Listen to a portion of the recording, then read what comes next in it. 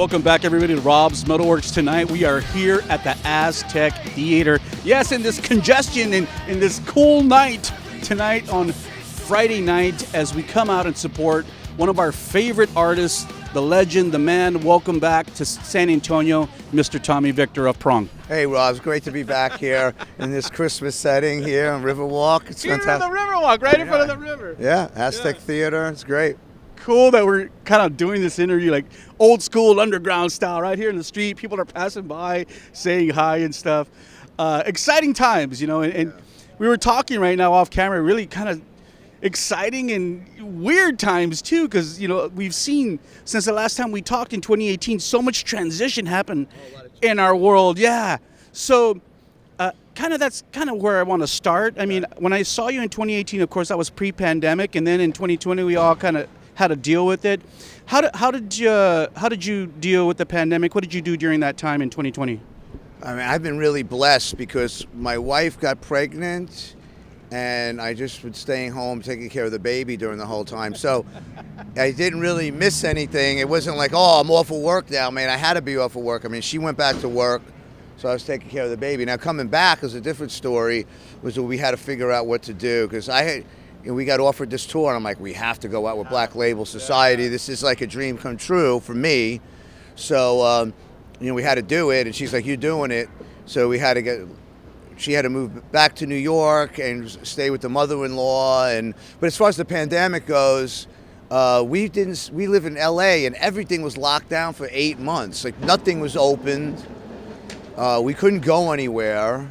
I mean, it was crazy. It was just my wife and I during the pregnancy, and then when she had the baby, it was just the three of us. And it was only till maybe about 5 months ago where we even saw anybody. It was like, I mean, LA was just shut down. So none of our friends wanted to see anybody or nothing. And I wasn't even playing guitar. Like, I was just like, so when I was like, oh, you got this, and then Danzig had a couple of gigs, so I was like, we had to hire a nanny, and that was astronomical. I was like, I didn't make any money because it all went to the nanny. The daycare is ridiculous. So in order to practice, I was taking care of the baby. So yeah, it's been a great, crazy 2 years for me. A lot of people had a lot of problems, I know. We had no illnesses, nobody got sick. So thank God. More inconvenience in the way that we're used to living life, but count our blessings, nothing really bad. And really you've been so blessed, man. Every time I see you, I tell you, I said, man, you're looking better, you're looking stronger. And I was telling my primo, I said, I think Tommy's been sober now for 5 years or so. 8 now, 8 years now, so it's been a while. Yeah. And now you got Tommy Victor Jr. around. No, exactly. What a blessing, bro, to have a son. So it's amazing. It really is a blessing. I mean, who would know? I had not planned my life to be this way at all. I mean, at my age, I had no idea what was going to happen. And this happened, and well, I'm like, this is great, man. It's like, I could do this. And, my family was supportive. Like, I have siblings, and they're like, do it. Oh, what are you kidding? That's just because you're older. I mean, a lot of people are doing it now. So, it's been really a trip. I saw a picture of you and your daughter, too. How's Vicky doing? She's doing good, man. She's dating a younger guy, so she can control him a little bit more. So I hope, I just wish she'd get married and do the right, that whole trip. Yeah.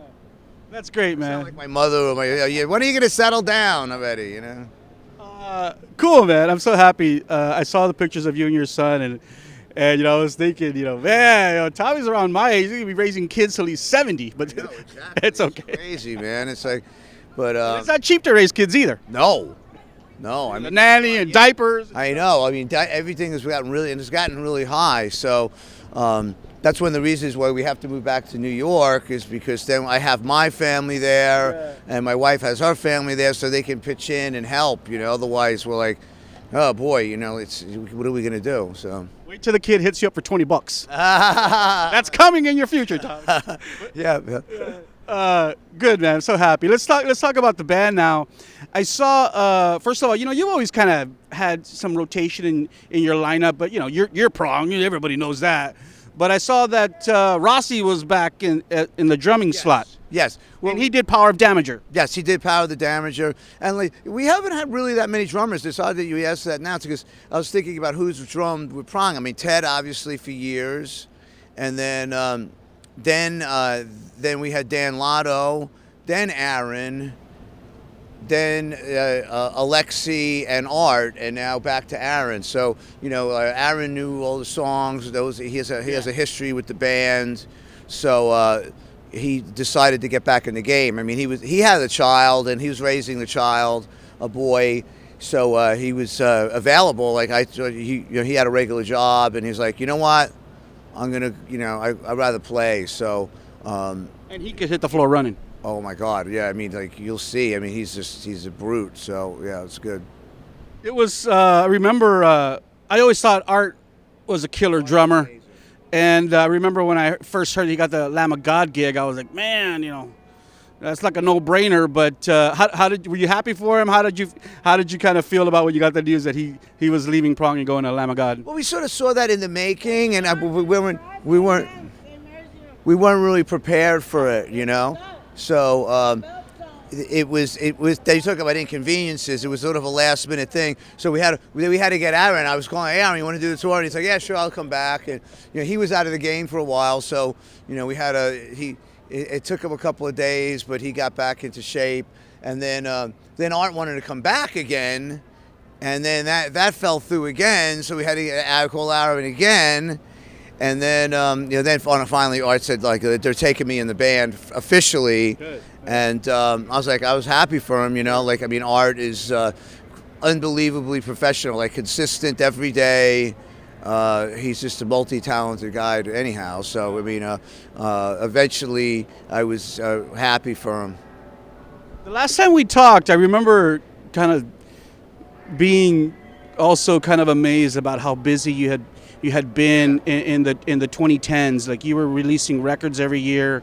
Obviously, we got thrown into a little whirlwind with the pandemic. But in 2019, you released the Age of Defiance EP. You had a couple of new songs in there.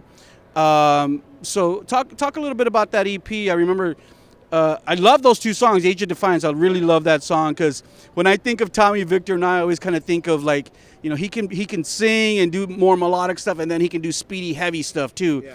And kind of diversifying what you've been delivering kind of in this latter part of your career. Yeah, I mean, that record was a surprise that they wanted to do that. We weren't really planning that, but I mean, I think it was a good thing. And I had written like 12, 13 songs that I just had, and we just picked the two best ones out of that. So I mean, they could have been a full-length release if we would have done all the songs, but I was like, you know what? Let's just make sure the next one's like really, really great. There was a couple songs that I was unsure of, so we said, let's just make it like a single. Sure. So that's what we did, throwing some live tracks, and now it's hard to find. I mean, we just sold out of all of them, so you can't get them anymore. The last pressing is gone. We just sold, the vinyl, we had more come in on this tour, and it just flew out, so the response was good. But now I got it, like, this year I'm going to make another album, so, yeah. So it was kind of like maybe it kind of worked out well because if you would have done a full length, then you kind of would have been kind of shut down. I know, that's what happened. That's what I was going to say. That's what I was thinking, because it's like it worked out well because a lot of bands put out albums and they couldn't tour on it. Like I heard like Cattle Decapitation put out a record a couple of years ago, and they haven't toured for it yet. Like now they're going out. Right. So and that's a really great killer album. I just heard their record. I was like, they have a new album? I was like, yeah, well, they're going to tour for it. There's a lot of bands like that haven't been able to go out and tour on their stuff, And many of them got caught with kind of merch debt and stuff like that. Oh, yeah. I mean, that sucks. I didn't have any huge financial problems, thank God. And part of that EP, too, I wanted to ask you this question because I know you released part of that EP, some live tracks. Yes. But were those the same tracks from the full-length live recording that you did in Berlin? Yeah, it was. That thing got shut down, so that became another rarity, and so we figured that we'd use them, and like everyone loved that Unleashed in the West. Yeah, I have it. I have it. Yeah. I have the hard copy. Yeah. We put it out ourselves. It's like a bootleg. And like even my wife was like, man, like that record is so smoking good. And I'm like, yeah, so why don't we just take a couple of those? And the label was like, yeah, you should. They wanted to take the whole thing and put the whole thing out. And I said, well, let's just combine it with a couple of new. I mean, how many people do stuff like that anymore? That used to be something like you think like I don't even know who would do stuff like that, like Grand Funk Railroad, have a couple of live tracks with studio things. So it's very throwback. Yeah, man. I mean, that recording was awesome. Yeah, no, it was great. Was it Christopher and Art on that recording? No, that was with Alexi on that. Oh, okay, yeah. He was sick too, that dude. Really great. He's another guy that went to regular life, like just got a good paying job, and it's like, why do this, Exactly. Yeah. Cool, man. So let's talk now. You just kind of mentioned new prong music, and I think the fans are ready for it. What's your plan? I don't really know yet. I mean, I'm looking at different options for a producer. Obviously we used Chris Collier in the last. Now he just produced his first big production doing Korn. So let's see if I can afford him, and then I'll take it from there. I'll see what's going to happen as far as getting this thing done. Another thing is where I'm going to be living, because we may move back to New York, and it depends on when we get this extension on the house done. So it's like so I don't know where I'm going to be living. So that's going to have to be sorted, and then then I'll bust it out somehow. Aside from the benefits of having your family on the East Coast, is it more expensive to live in California than? Now it is, yeah. Well, that's one of the things that attracted me to living in LA. Like we had like a rehearsal studio, and my rent was really cheap, and I can have a car. I mean, years ago in New York, to have a car was impossible, and then everything was so expensive. And now it's more expensive to live in Los Angeles. Like you can't. It's unbelievable how expensive it is. The taxes are really high, So everybody's leaving LA. A lot of people are, yeah. A lot of people moving to Nevada. I mean, even Nevada now is getting high. So, Texas is the place everyone's moving. Florida. Texas, Tommy. Yeah, I would pick Texas above everything if we didn't have the family thing, or Florida. Yeah. So either one. Awesome. So, full-length record is what you want to do? Absolutely, yeah. Full-length album. Is the band currently under any contract right now, recording contract? Yes, we're still going to do with Steamhammer, same label. So, I mean, we re-signed with them. I don't know, they've been good to us, sure. Whatever. We just. Get your stuff out there. Yeah. So, are these tracks done, or are you still writing? I'm still writing. I'm in the very early stages. And a lot of them were just riffs that I came up with while I was figuring out or relearning Danzig songs. So I was bored with that, so I started writing riffs and recording them in Pro Tools. So some of them are good. We'll have to see. I'll add a couple more and then, get in and start jamming the stuff.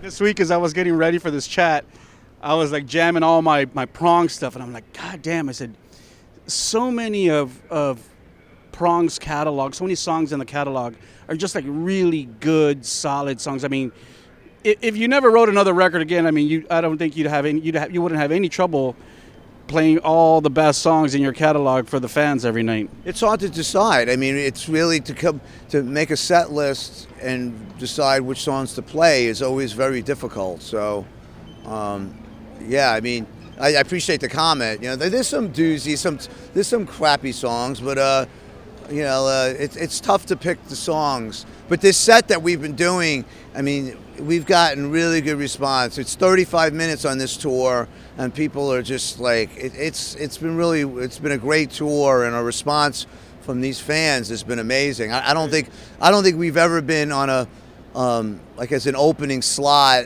where we've been getting like this kind of response. It's been great. Let's talk about that. So you're on the Doom trooping over North America with Obituary and Black Label. It's really cool to see you kind of like in this theater setting. Yeah.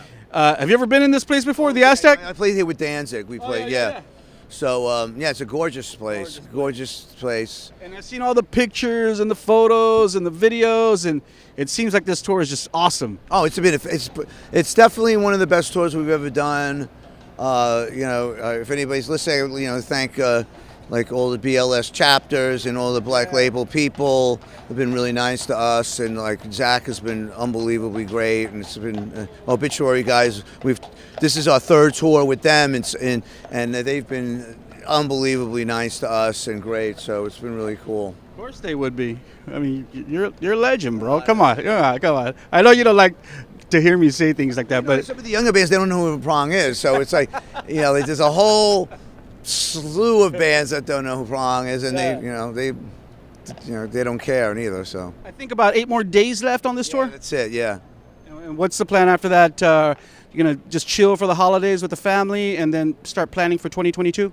Well, it's not, I don't know about chilling, but I got to go to my brother's. I have a niece that's getting married. I got to go to Florida, and then I got I got a christening with my son's getting christened, so finally, and then Christmas, and then I got to go back home and take care of the baby and try to figure out what we're gonna do next. Where are you gonna live? In LA for a while, yeah. So. You think so? I think you want to release the full length, and then before you do any more touring, or that's up in the air. I think no. I'm thinking of the release should be with like another like American tour. So I'm gonna have to talk to the Asian about it and see what he thinks. I mean, I hate doing headlining tours. I mean, this is great. Like to be playing in front of a lot of people every night is a lot better than playing, our headlining show, so we can see what we can do. And it's also cool because I imagine that, all of the crazy, berserkers out there, and some of them are younger, and some of the older guys are like, fucking hey, Prong, and they're getting turned on to Prong. Yeah, that's true. I mean, first of all, a lot of them didn't even know we existed anymore. Second of all, a lot of people didn't know about Prong before. And then 3, a lot of people are getting turned on to it that, were looking forward to seeing it and being there and checking it out. So it's been great. I mean, we get occasionally there's a couple of people that are like bored with it or whatever, but that are just waiting for Black Label Society. But for the most part, it's been good.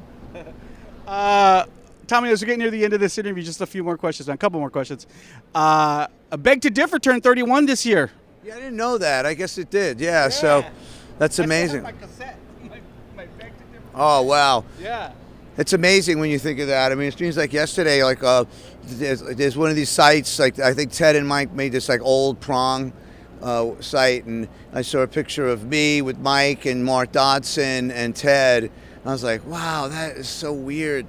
It just seems like yesterday, It's like time flies. Life is too short, I can't stand it. It's like I wish we, live another 100 years, And I also kind of heard that was that's if you had to choose like of the discography of Prong, that Beg to Differ would probably be in the top 3. Yes, oh, absolutely. I think that's one of my favorite. Yeah, but between Cleansing and No Absolutes or 0 Days and then Beg to Differ are my favorites, without a doubt. Those are the top ones. No Absolutes for sure, Beg to Differ for sure. Yeah. But so many great songs too. Yeah, I think those are the 3. I like to say 0 Days because it's the last record we put out, but I will go with No Absolutes, and then as one of the new ones. My wife likes Carved into Stone. A lot of people like that. So the new ones went over fairly well. So Best Served Cold is one of the biggest songs. Yeah. Yeah, very cool. Also, you talked about Glenn earlier. Are you officially kind of still part of the Glenn Danzig band, or because I know he kind of retired from playing? We did 2 shows in the last 2 years. We did a show did the whole Lucifuge record at not Riot Fest, it was Psycho Vegas a couple of months ago. So I mean, it was a lot of work for me to try to emulate John Christ solos. Yeah. And like I had to do a lot of work, and we had 4 new songs that we'd never played before, and do the whole set. And it went over really well. It was really good. And then we did a rock fest in Milwaukee. So we did. He's still doing this stuff, and then he's did the Danzig Sings Elvis, which I couldn't be part of the 2 shows he did because I'm on this tour. But I worked with him on that. So he's doing his movies and doing that, and I guess he's going to be doing a couple more shows here and there. We'll see what happens. If he does do more recording, obviously, I mean. I don't think he's going to do any more recording. You think so? No. He told me he isn't. Yeah. So, I think the last album was the last. And you've kind of been like a good part of that chapter in his career, kind of like the latter part of his career. Yeah, I mean, I don't think I'm on any of the really epic records, you know, like the first four are the ones that are really significant, and sort of after that, you know, I mean, I'm not saying that they're bad, but but those are the classic. It's just sort of like Sabbath, where, you know, the first 6 are the ones, and then to me, and then everything else is whatever, but. Cried when I heard Danzig 5, Black Acid Devil. I kind of cried a little bit. He put that out again for some reason, but I don't know. I know. I don't know. But unfortunately, that's when I joined the band. At the industrial era. Well, of course, why not? Yeah. If anybody knows industrial metal, it's Tommy Victor. Well, I mean, just make a bunch of noise. That's all you got to do. And Tommy, one last question. You know, and oh God. And you know, it's like we talked about earlier in the beginning of this interview. It's been a really weird year. You know, there's still some uncertainty. You know, in different parts of the country, things are a little better than others. You know, we're all suffering economically because of inflation.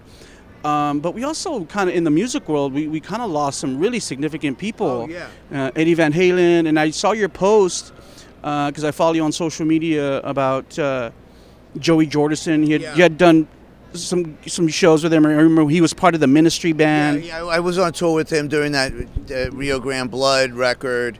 So, you know, we became really close on that. You were with Joey. You did that tour with him when he was part of the band. And did it kind of surprise you to hear about his passing? No, not really.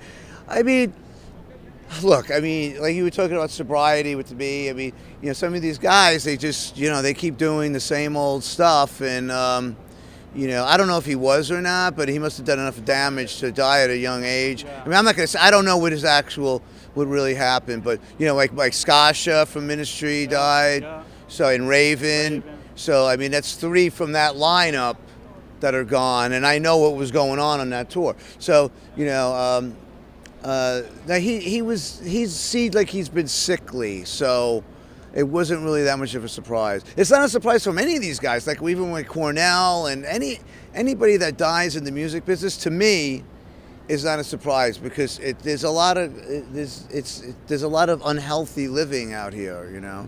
So I like to I keep away from it. Yeah, and you know that's. Bad food, you know, not sleeping enough, not exercising, doing drugs, drinking, yeah. So all that, like, it's after a while, it just tears you down. You know, and I wish I didn't do that earlier on. I think I would have been more successful. I think that interfered with a lot of things with me in the past. So yeah, it's just a waste of time for me now. But the beautiful thing is that you're alive, you're healthy now, and you're making great music still, and you're still performing, and you got a junior, you got the wife, you got the home, everything's good, man. Blessed, everything's been great. Blessed. Yeah, I'm a lucky guy. Yeah, so awesome, Tommy, sir. Thank you so much. Yeah, I got your hoodie here. Okay. Sure I wear this. There you go. You know. You guys gotta buy this. Yeah. I love it. Looks great. I always want to bring you a little something, man, for taking the time and effort to talk with us. You know that, things are challenging all around, but I'm glad that we still have the opportunity, and I'm glad that I'm your friend, and because I'm such a huge supporter of you, and I love your music, man. That's why I'm a fan, because I love your music, and I wish you the best this week as you end out this tour, and. I wish you the best as you end out this tour, and I hope to see you again next year and see some new music from the band. Any last words for your fans and anybody watching this interview? Hit me up. You have any questions? Try to message me on Facebook or Instagram. I've been on there, so yeah, man, just try to interact with me. I don't have a lot of followers, but you can try to find me up there. Can people still get Prong merch at your Prong store? Anymore, not now. We've shut it down because I was sort of running it myself with my wife, and we're like, it was became like we were doing it and then going on tour. It was impossible to make to have all the orders. So we're getting another merch store up, like outsourced to somebody else, and that'll be happening soon. And then we'll post about it. And we got some dynamite stuff. I mean, we've been like the stuff that we got now has been great. So I'm gonna get that. I want the gray prong. We still got some gray. I want the gray. Yeah. Okay.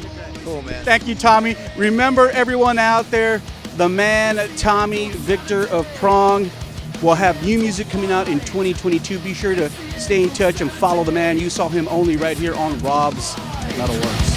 It's the end of sanity. The end